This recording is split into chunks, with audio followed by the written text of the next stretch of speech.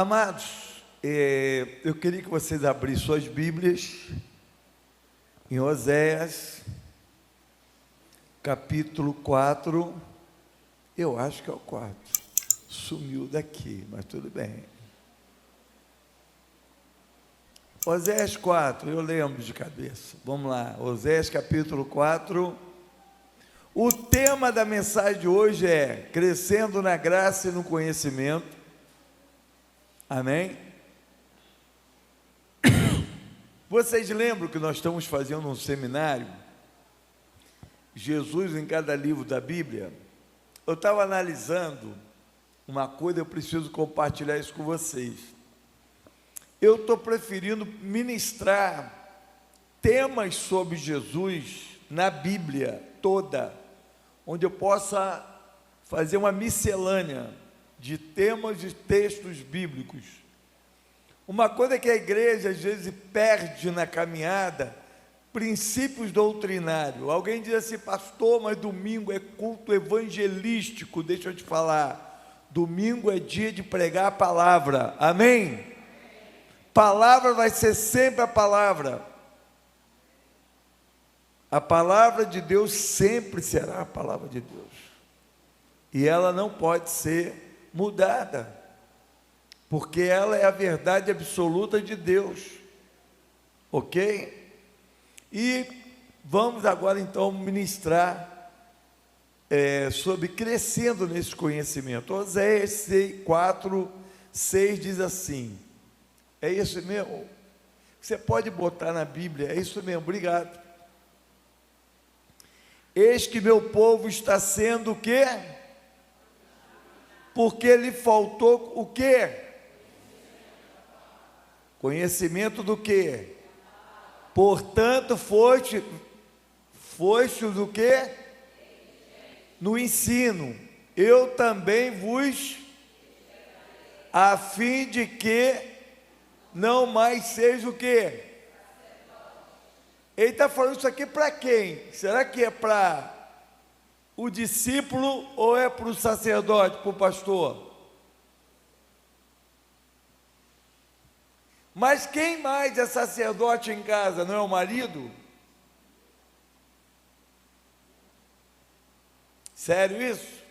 É sério? Alguém aqui quer ser arruinado? Não! Diga assim, o caminho é zelar pela palavra.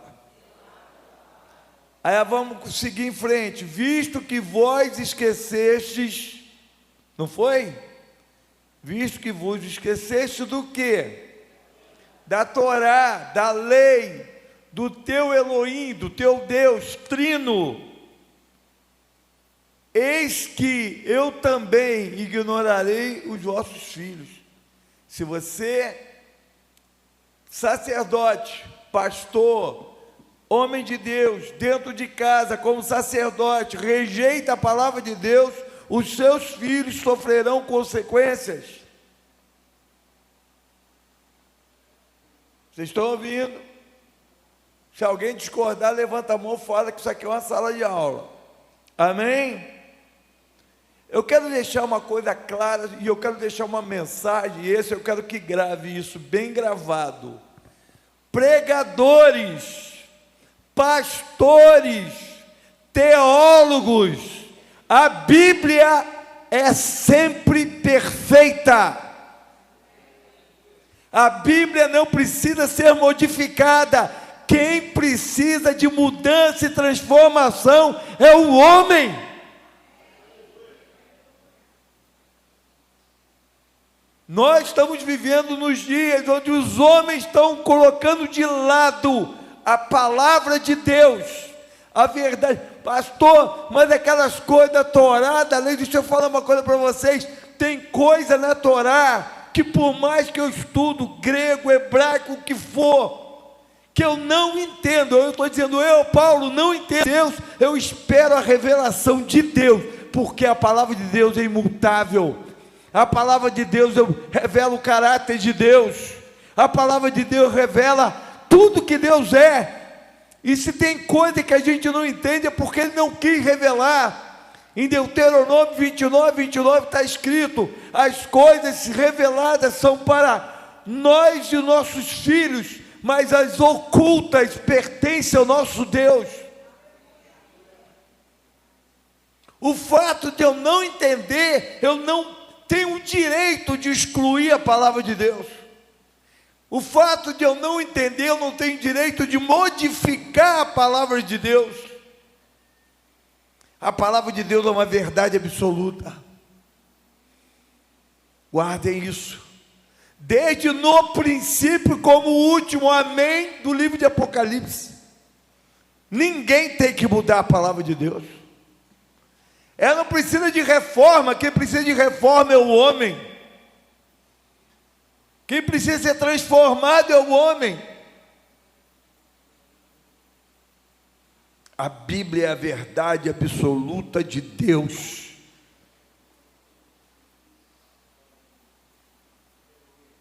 Vocês estão ouvindo? E eu sou zeloso da palavra. Esse dia eu falei para Deus: Deus, ó, se vai cair fogo, não sei. Mas o fogo queima naquilo que o Senhor revela que precisa ser queimado. Guarda isso, para ser cumprido. O meu povo é destruído porque lhe falta conhecimento da minha palavra. Por quê? Porque o sacerdote não ensina, não orienta, não guia nada. Mas aqui não vai ser desse jeito não, irmãos. Aqui não vai acontecer isso. Olha o que está escrito em Jeremias 1:12. Coloca lá, pode botar na King James. Então Yahvé replicou-me: visto bem, porque eu estou choquete, ou vigiando, a fim de que minha palavra se cumpra. Ele está falando porque ele mostrou. Ele chegou para Jeremias e falou: Jeremias, o que você está vendo? Estou vendo um pé de amêndoa. Pois é, está vendo? Esse pé de amêndoa, ele vai florescer. Esse pé de amêndoa, ele vai dar flor, ele vai começar a florescer para dar fruto. Está vendo? Você sabe o que eu faço? Eu velo, eu estou vigiando. Eu quero que você diga assim comigo: Deus não tira os olhos de nenhuma letra da palavra. Ele zela desde no princípio até o amém de Apocalipse. É só o Batman, irmãos. Vai para lá, bicho. Vamos lá. Bonitinho, né? Se fosse uma pomba, estava todo mundo dando glória a Deus, né? Não era? Fala a verdade.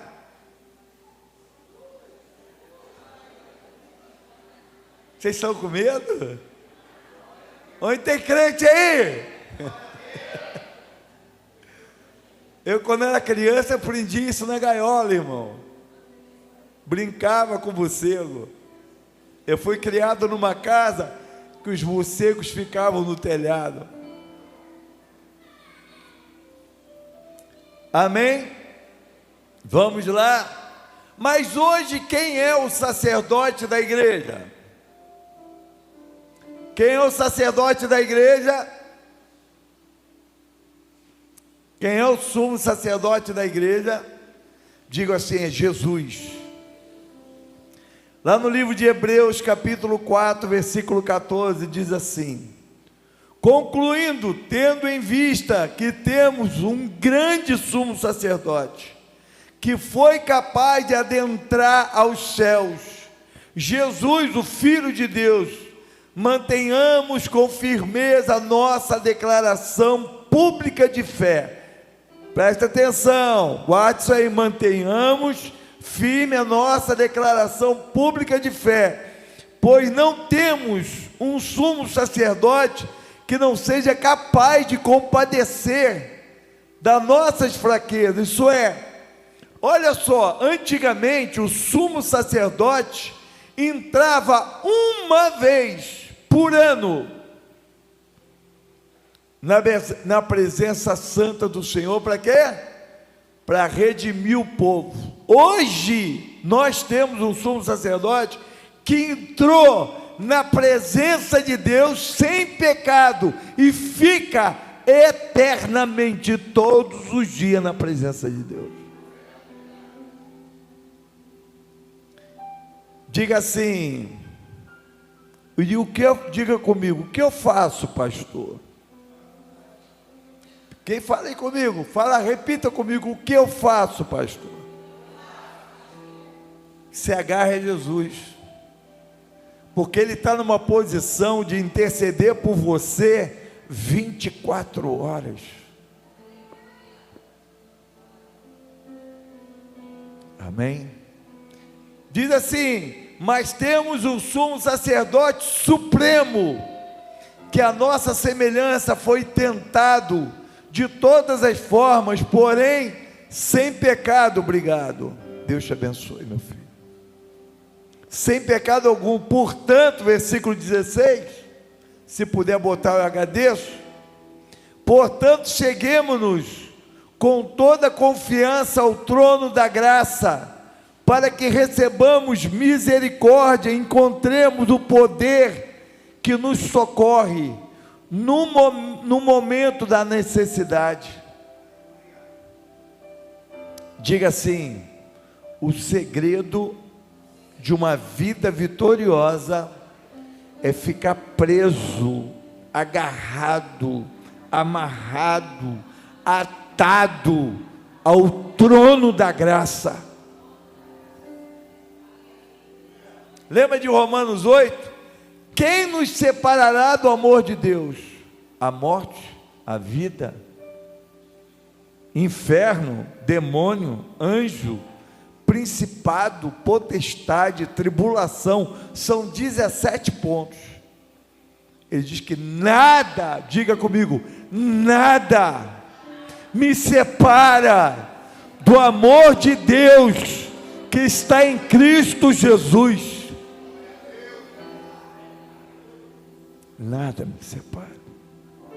Ei, carabassuri, clabaço.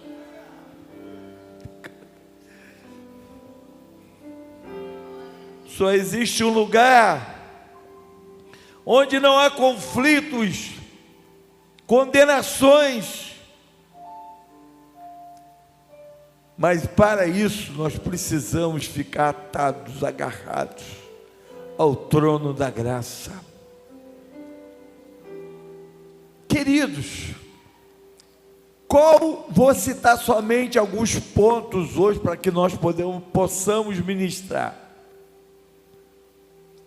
Primeiro ponto do que Jesus conquistou na cruz.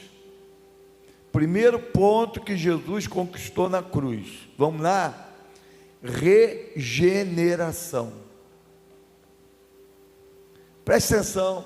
Quando o homem Adão cai, não havia como regenerar Adão no Éden, porque o Cordeiro de Deus, que era o próprio Deus ali, não poderia resgatar Adão naquele momento, mas ele deixou a promessa: da semente da mulher haverá um que esmagará a tua cabeça. E o alvo de Deus desde o princípio foi sempre restaurar o estado do homem numa condição de viver na presença de Deus. Amém? Deus te quer na presença dEle, pois é na presença de Deus que há fartura de alegria, é na presença de Deus que o milagre da regeneração acontece, é na presença de Deus que Deus olha você, tira as páginas, limpa você, purifica você, santifica você e transforma você na pessoa que Ele planejou. Eu quero que vocês fechem os olhos agora rapidinho, quero fazer algo com vocês. Preste bem atenção, escute a minha voz. Deus planejou você um dia. lá na eternidade, antes de Adão, antes de Eva, tudo foi planejado antes. Deus te planejou, te projetou para ser uma pessoa justa, reta, limpa, santo e santa do Senhor. Deus te planejou e Ele curtiu dentro dele você, uma relação íntima com você, de amor, de afeto. Ele curtiu você lá dentro dele. O meu filho e minha filha vai ser. Deus sonhou com você. Deus projetou você. Agora pensa só, nesse grande plano e projeto de Deus, o homem cai, todos nós fomos condenados a uma vida de pecado. Jesus vem, morre, para nos regenerar, nos resgatar, nos salvar. E agora Ele cria um lugar chamado trono da graça. Esse trono sempre existiu, e Ele quer trazer você para o trono da graça. Para quê? Para que você tenha dentro de você a revelação real do projeto e do plano de Deus para a tua vida. Mas o mundo te estragou, o mundo te danificou, o mundo te feriu, te machucou, mudou toda a sua estrutura, mas Deus continua lutando por você, e Ele não vai te obrigar a se chegar a Ele, mas Ele quer, com o amor dEle, te enlaçar com esse amor, para que você sinta o amor dEle e diga: eu quero a presença de Deus, eu quero a graça de Deus, eu quero viver e estar na presença de Deus. E quem mais te tira dessa ideia de você viver e andar na presença de Deus? O teu ego, os danos causados na tua vida, o dano que Satanás causou em você. Satanás profanou a alma de muita gente. O diabo feriu, danificou a alma de muita gente desde o ventre, com rejeições, com feridas profanas, feridas. Jesus Cristo morreu na cruz, e o sangue dele é poderoso para te resgatar, te redimir e reconstruir aquela pessoa que Deus planejou. Deus pode mudar toda a história. Basta você dizer: eu quero, eu desejo, eu recebo.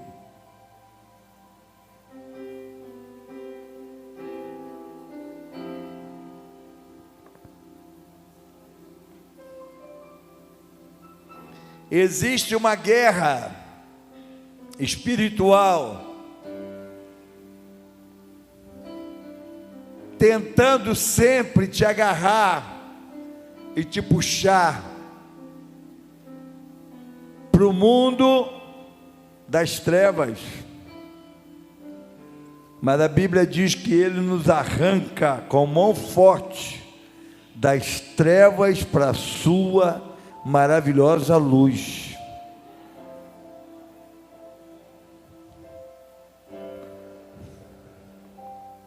Soltaram até fogos, irmão, mas eu não vi nenhum glória a Deus. Quem é capaz de dar um glória a Deus? Diga assim: eu fui regenerado, eu fui comprado. Diga assim: eu estou na presença de Deus, e o milagre que eu preciso vai acontecer.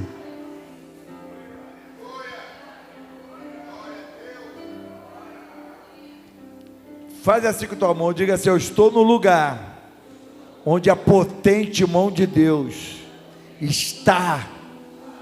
Diga assim: Deus me prendeu no seu trono com laços de amor.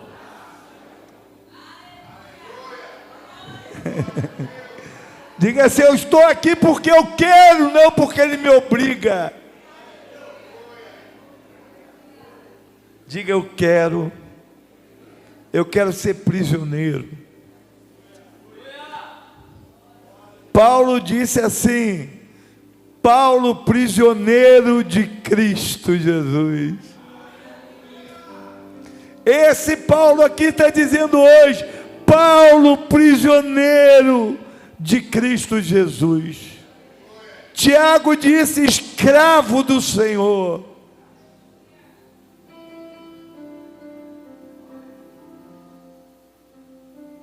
Você quer viver nessa presença?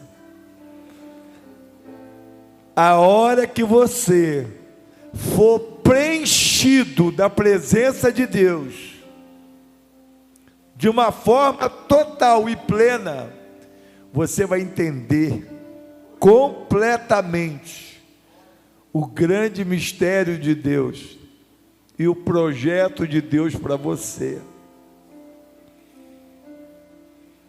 Vamos ver aqui, eu quero continuar depois com outra parte. Preste atenção.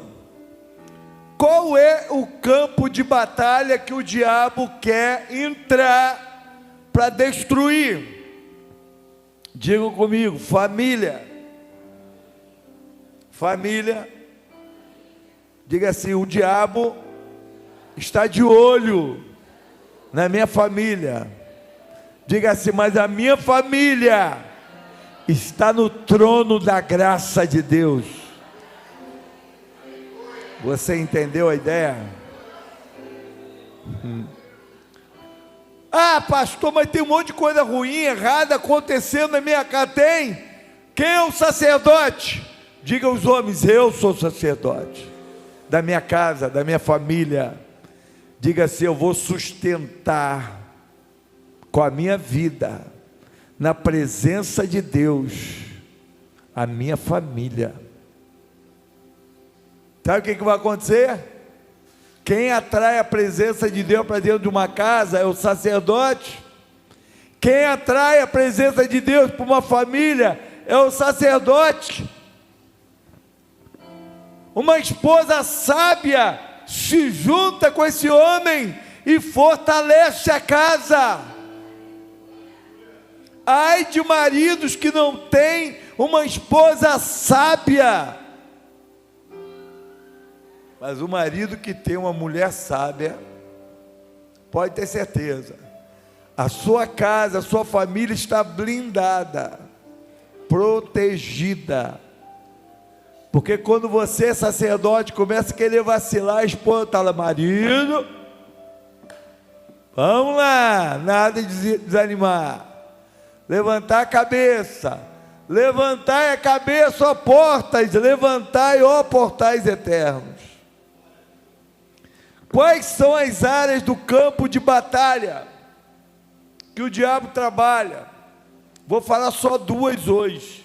Tem mais umas 8, eu acho. Vou falar sobre finanças, vida financeira. Eu vejo, sabe, eu vi até a semana alguns vídeos, sabendo, buscando a opinião de pastores, né, sobre finanças, sobre dizimar, ofertar. E aí eu vi uns pastores, desses novos que tem por aí, que parece que pega a Bíblia e joga no lixo. Querido, preste atenção, vamos lá. A Bíblia fala de Gênesis até Apocalipse sobre finanças. Só para vocês terem uma ideia, a Bíblia fala de fé 285 vezes, aproximadamente, e fala de dinheiro 2.800 vezes.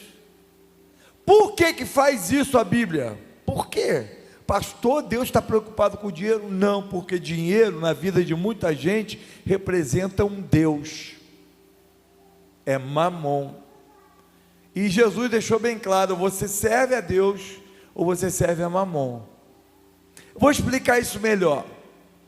Pessoas que não dizimam e que tem muita dificuldade de dizimar, como que Satanás trabalha? Primeiro, bota sempre o sujeito no aperto. Amém?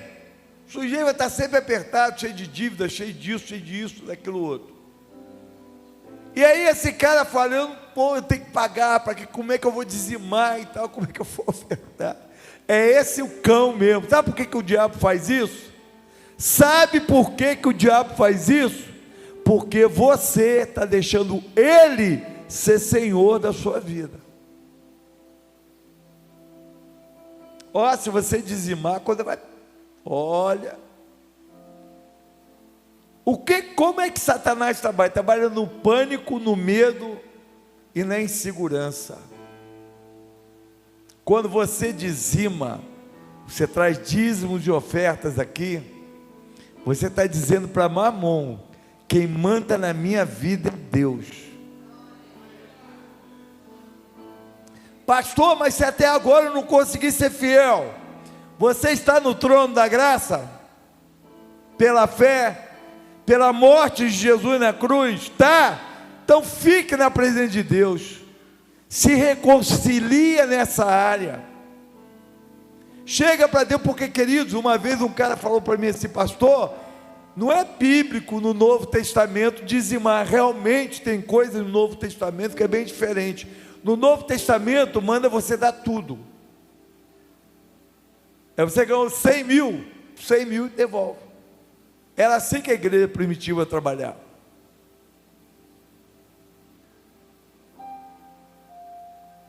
Você quer seguir o esquema da igreja primitiva? Ou você quer seguir os padrões bíblicos de Deus, que Deus estabeleceu? Alguém diz: não, pastor, onde está escrito no Novo Testamento questões de dízimo, de oferta? Eu vou dizer de tudo na Bíblia. Efésios 2, depois você pega, né? Está lá, é bom ler todo, mas está entre o 20, 21, 22. Diz que a igreja, ela está alicerçada e fundamentada na lei e nos profetas. Então, como é que eu pego a Bíblia e digo que a igreja não tem regras mais para dízimos e ofertas? Se o fundamento da igreja está escrito, fundamento da igreja: lei, profeta e apóstolos. Está lá. Estou aqui falando de dinheiro, querendo falar de dinheiro, não, estou falando de caráter, de fidelidade, princípio. Entenderam? Eu não pego aquelas maldições que falam no livro de Malaquias, que chama você de ladrão de tudo. Eu chamo você de enganado.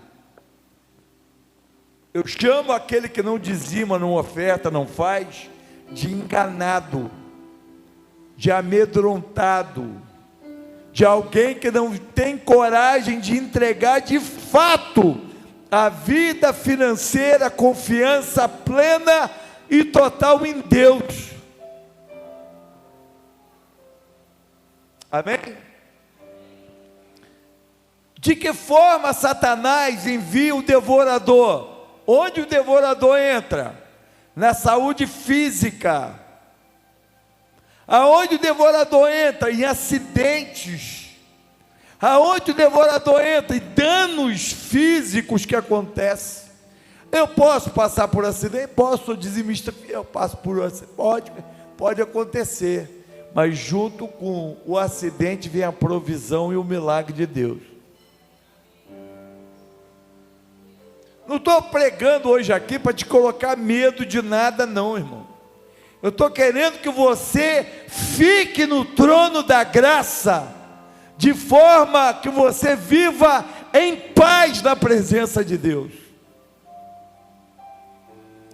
Satanás toca na saúde, Satanás toca em várias áreas, mas a Bíblia diz que os são nascidos de Deus, o diabo não pode tocar. E por que então toca em alguns? Por causa da brecha.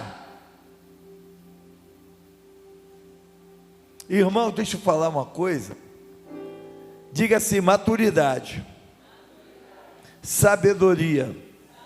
Diga assim: sensatez.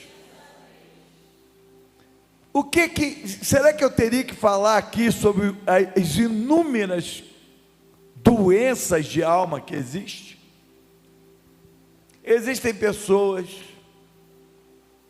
que são complexos de inferioridade, são recalcadas, vivem magoadas, tudo fere, tudo magoa.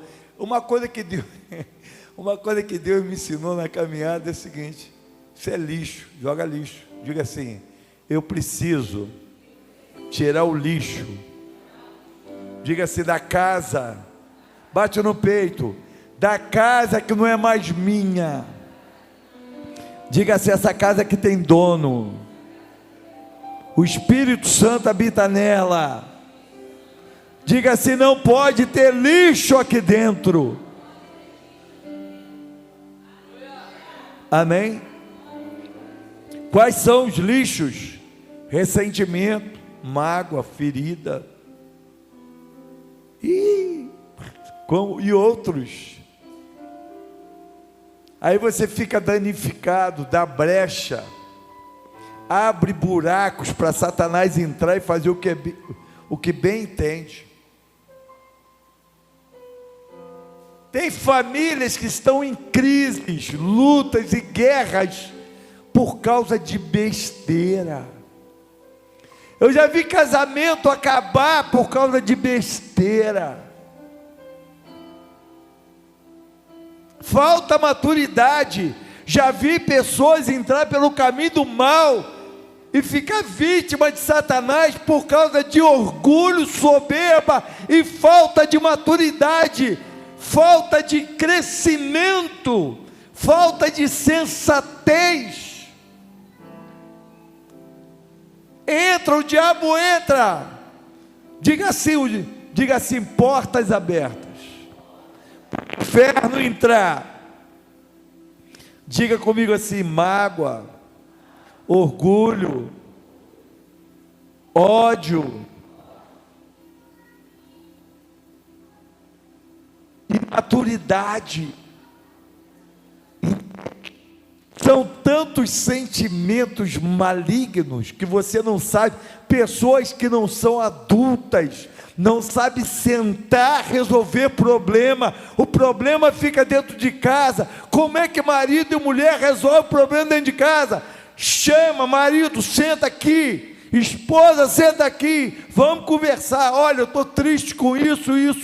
Seja sábio. Aprenda a ouvir o outro, aprenda a ter sabedoria, um coração limpo, seja verdadeiro, seja sincero, seja honesto.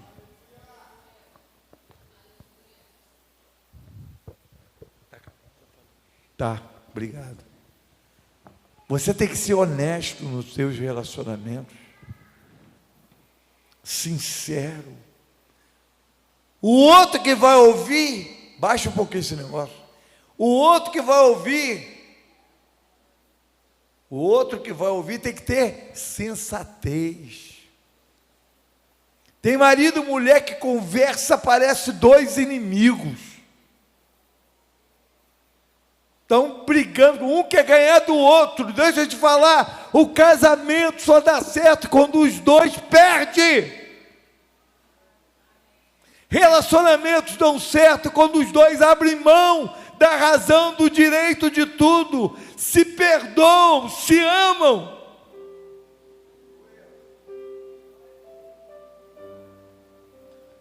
Você não tem que ganhar da tua esposa, meu irmão. Esposa, você não tem que ganhar do teu marido. Você ganha de quem é inimigo.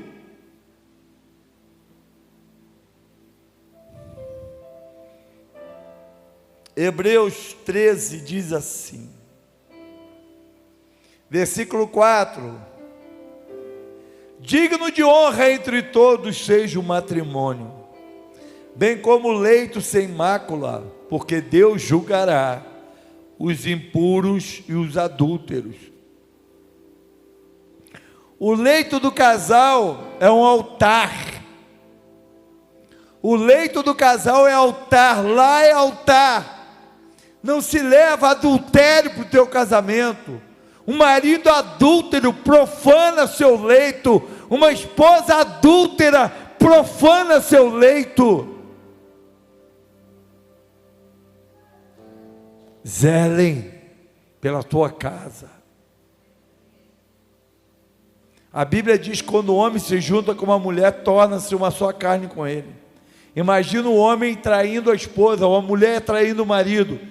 Aquele que ele teve relação sexual, ele fez uma só carne com o outro. Você vai para um altar e profana o altar do teu leito.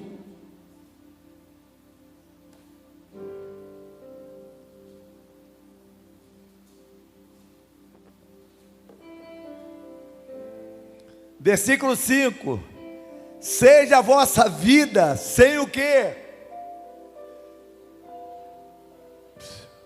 Seja a vossa vida sem o quê? Desprovido de avareza. Avareza é você estar aqui, dízimo e oferta. Você vai ofertar, você retém para ti, porque você acha que aquele dinheiro vai faltar no orçamento. Deixa eu te falar, quando você entrega teu dízimo, a tua oferta, o teu orçamento fica nas mãos de Deus.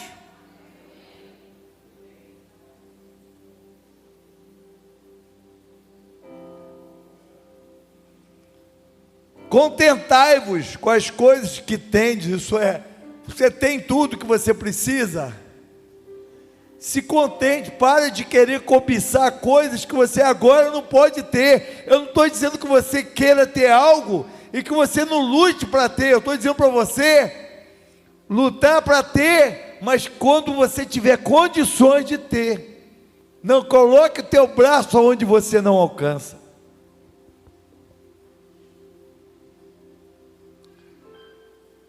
Contentai-vos com as coisas que tendes, porque Ele tem dito: de maneira alguma te deixarei, nunca jamais te abandonarei. Assim afirmemos, versículo 6, assim afirmemos confiantemente: o Senhor é meu quê? O que está escrito lá? O Senhor é meu. Diga assim: Deus vai me ajudar a alcançar tudo que eu preciso, a tudo que eu quero, mas eu não posso sair do trono da graça. Pastor, estou sem dar dízimo, estou sem entregar, está sem. Você está no trono da graça. Você tem um sacerdote 24 horas por você. Fala com Jesus: Jesus, minha vida está assim, assim e assim. Eu quero botar minha vida no altar. Você está na presença dele. Você pode fazer isso.